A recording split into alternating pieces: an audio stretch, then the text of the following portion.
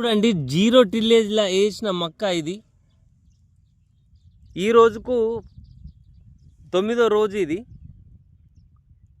మనం 20 రోజులు అయిందంటే మాత్రం ఖచ్చితంగా డిఏపును యూరియా లైట్గా వేసుకుంటా నీళ్ళు కట్టాలి. అప్పటిదాకా నీరు అనేది అవసరం లేదు దీనికి. మధ్యలో గిట్ట నీళ్ళు ఎత్తే మాత్రం మళ్ళీ జింకు లోపం వచ్చి అంత ఎరుపు రంగులోకి పోతుంది.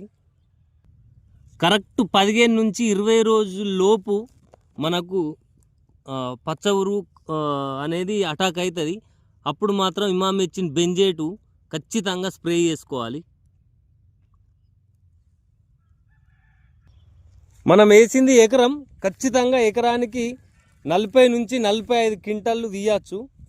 ఇందులో నేను ప్రతి సంవత్సరం తీస్తున్నా. 3 రకాల కంపెనీలు వేసిన నేను.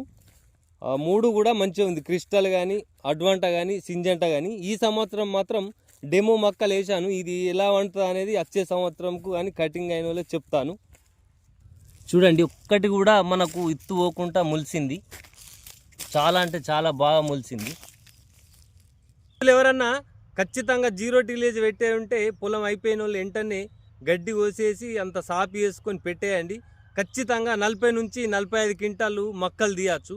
ప్యాడీ కన్నా మనకు మొక్కజొన్న అనేది చాలా లాభం. జై జవాన్, జై కిసాన్.